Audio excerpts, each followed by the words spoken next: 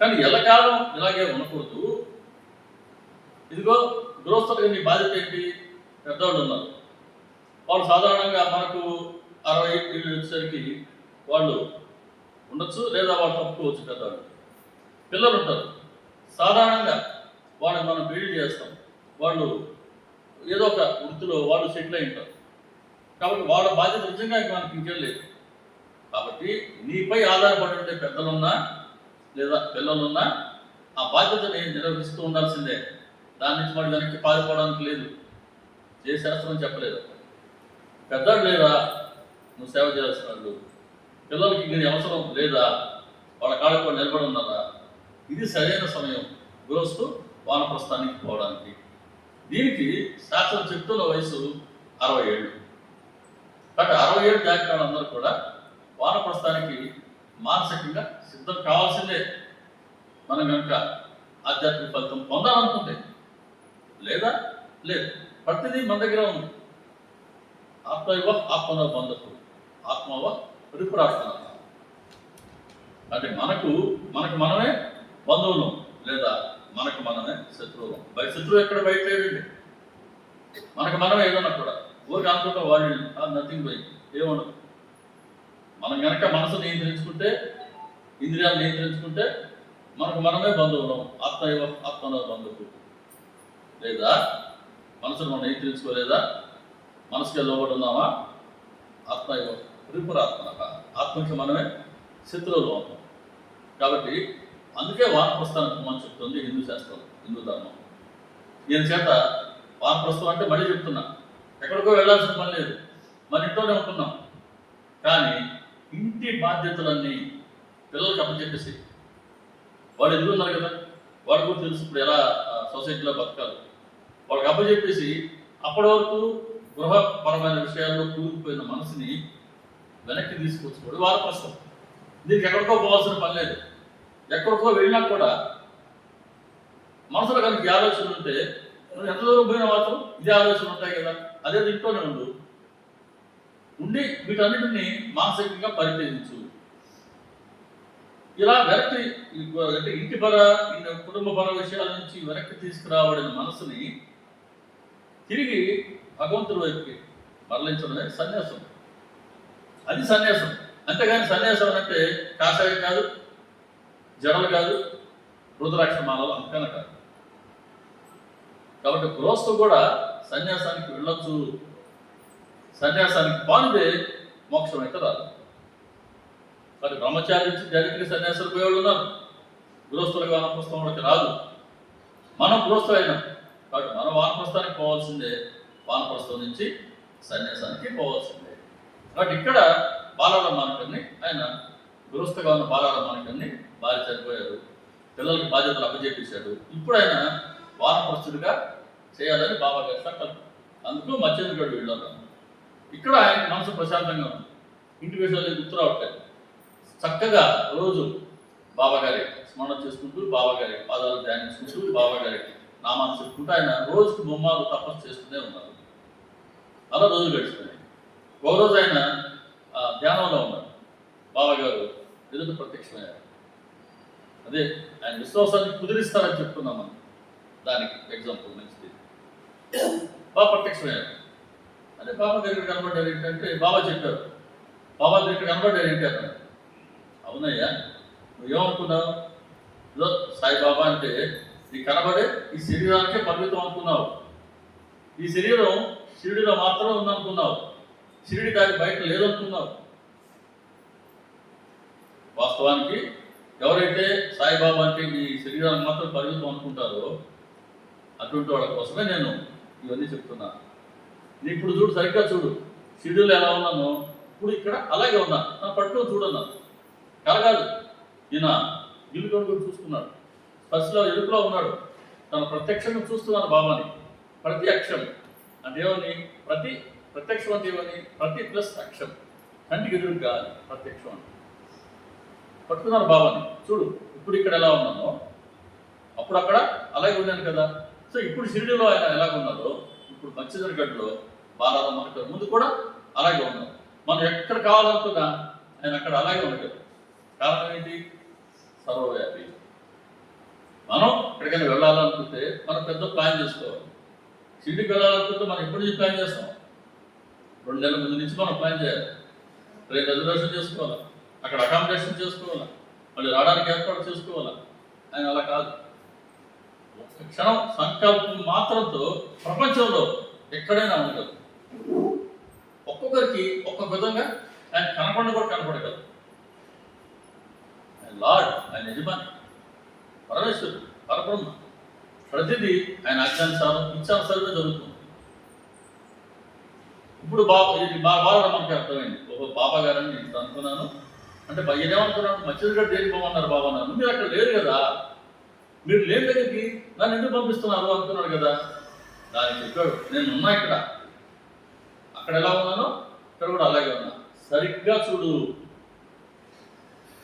దేహ దృష్టితో చూడొద్దు, సరిగ్గా చూడు అంటే సరైన దృష్టితో చూడు.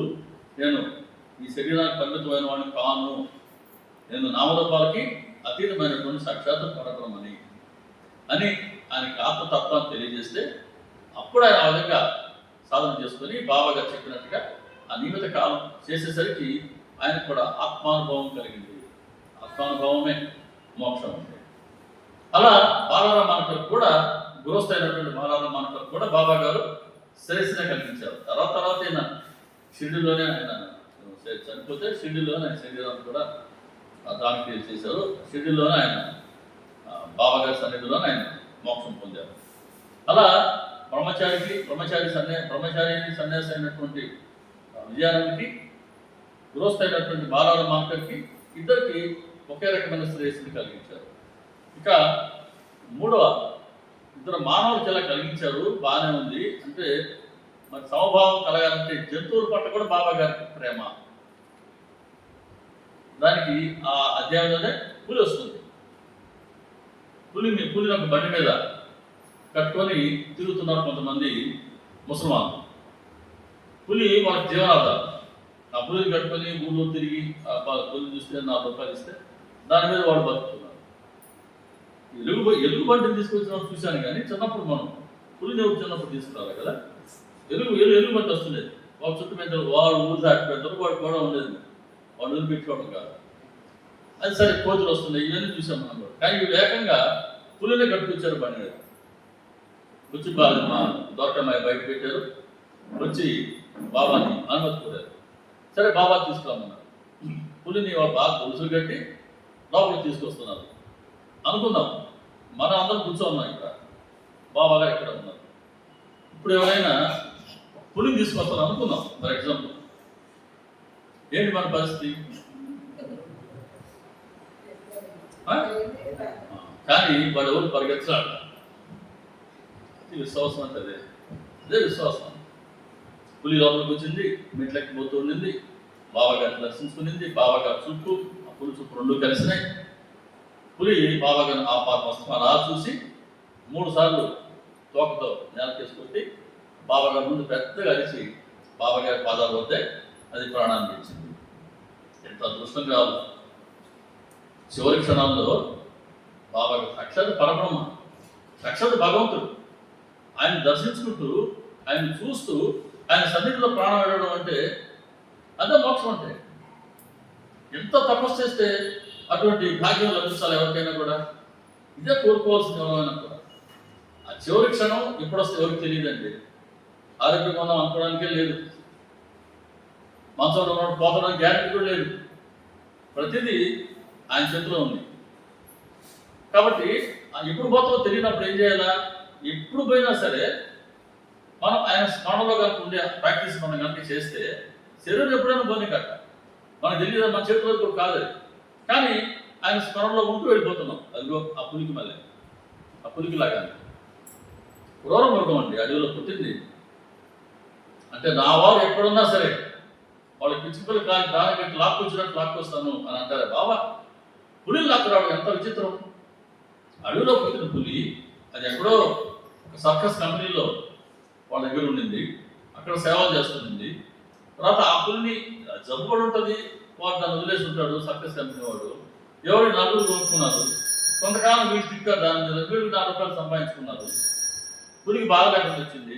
ఎవరో చెప్పారు షిరిడి తీసుకెళ్ళండి, బాబా గారు ఉన్నారు, ఆయన కనుక ఆయన ఆశీర్వదిస్తే పులికి బాగా అవుతుంది. పులిని బాగా చేసుకోవాలని వచ్చారు, కానీ ఏకంగా పులి బాబా గారి సన్నిధిలో సరిపోయింది. కాబట్టి వాడికి బాబా గారు 50 రూపాయలు ఇచ్చారండి. మనకు సచ్చరిత్రలో మాట రాయలేదు, కానీ లైఫ్ సాయిబాబాలో నరసింహస్వామి గారు ఆ మాట రాశారు. బాబా గారు స్వహస్తాలతో ఆ పులిని తీసుకొచ్చిన నలుగురికి 50 రూపాయలు చేతిలో పెట్టారు. ఎందుకని? ఇక్కడ ఏం జరిగింది ఇంతకీ అంటే, ఈ జీవుడు ఏ జన్మలోనో బాబా గారి భక్తుడు. ఇప్పటి వరకు పులి రూపంలో పుట్టినప్పటికీ, పులి జన్మలు వచ్చినప్పటికీ రుణం తీర్చుకోక తప్పలా.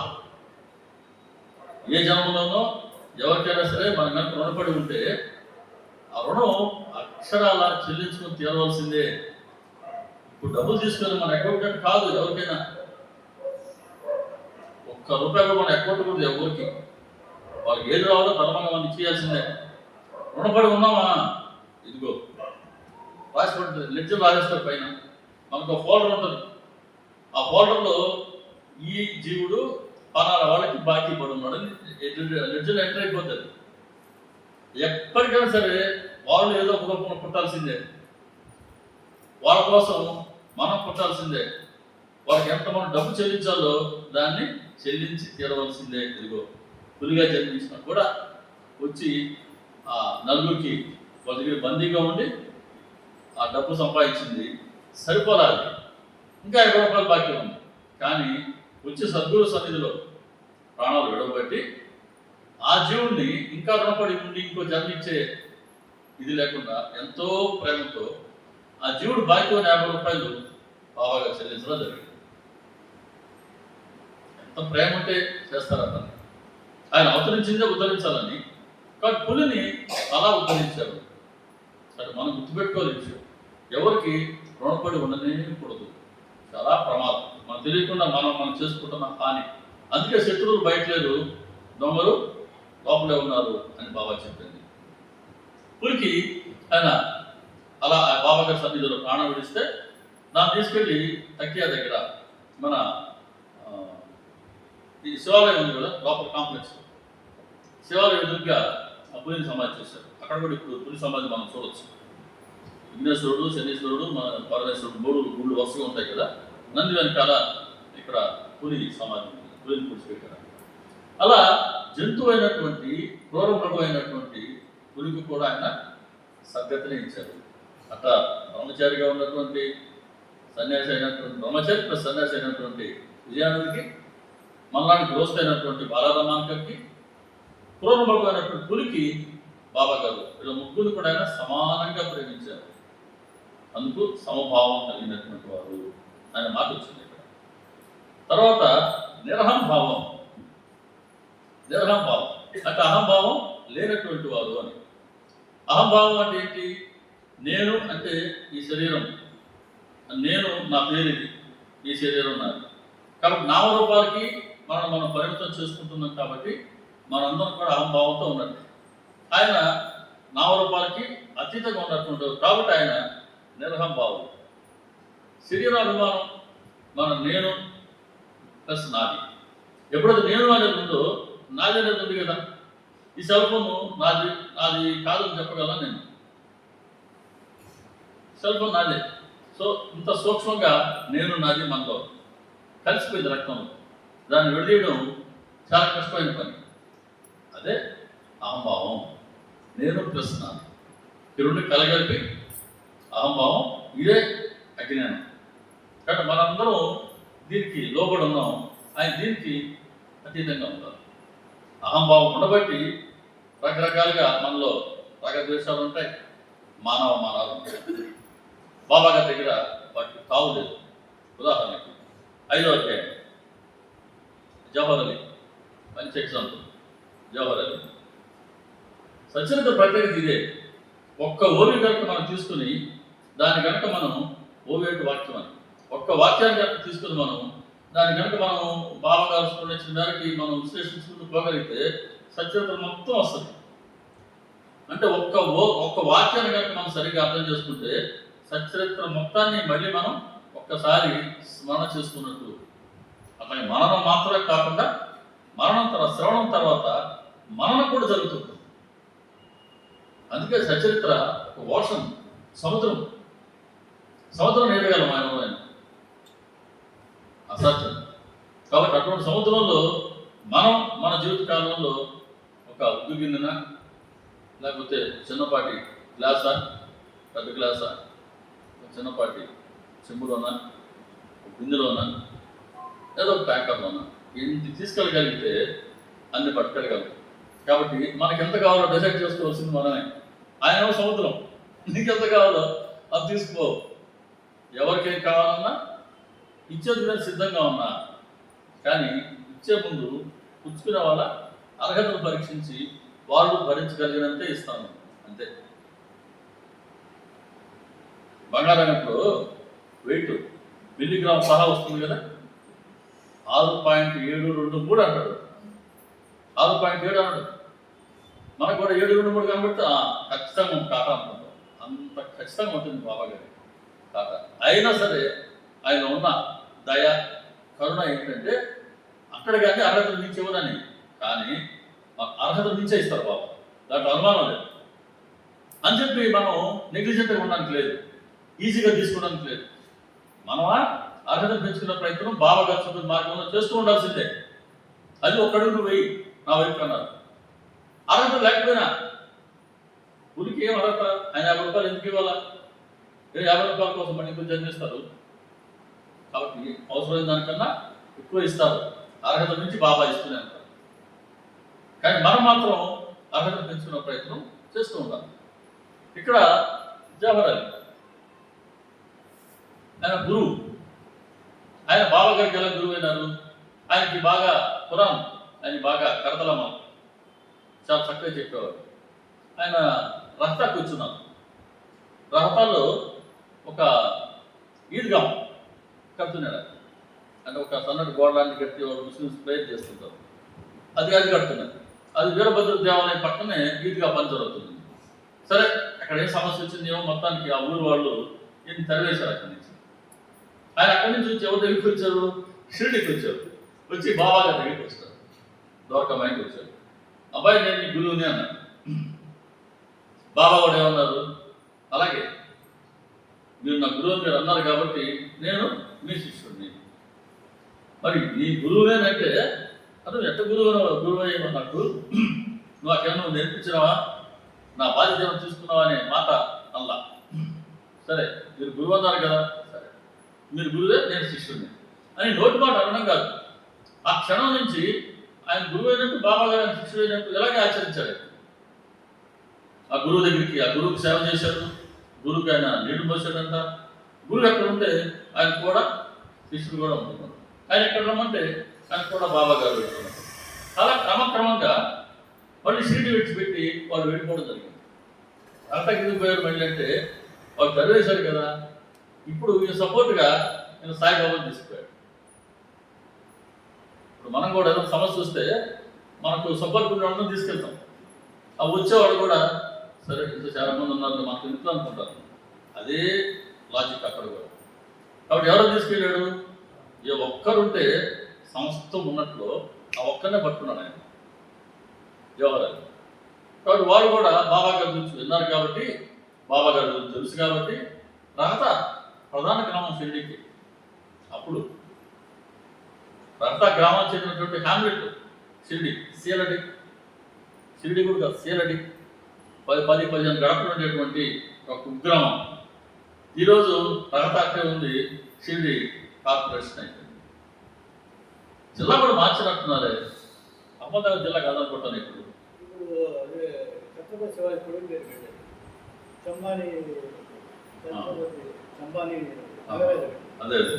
అంతగా పెరిగిపోయింది. కాబట్టి వాళ్ళు బాబా గారు తెలుసు కాబట్టి, సాయిబాబా ఆయన కూడా వచ్చారు కాబట్టి వాళ్ళు ఇప్పుడు తెరమేల నేను రహతాలో ఉన్నాను.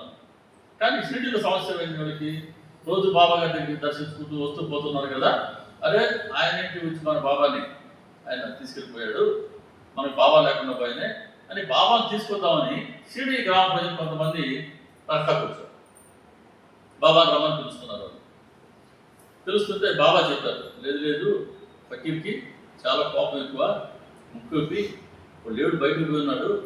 ఆయన వచ్చి మిమ్మల్ని చూశాడు అనుకో, ఇక మీ మీద ఆయన కేకలు వేస్తాడు. బట్ ఆయన వచ్చే లోపలే ఆయన కోపం భరించలేనిది, అంత కోపిష్ట ఆయన. మిమ్మల్ని కనుక చూస్తే నా కోసం వచ్చారని తెలుసుకుంటాడు, మీ మీద కోపడతారు, మీరు వెళ్ళిపోండి అని వీళ్ళు మాట్లాడుకుంటూ ఉన్నారు. ఆయన రావడం జరిగింది. రాగానే ఆయనకి అర్థమైంది ఏం జరుగుతుంది.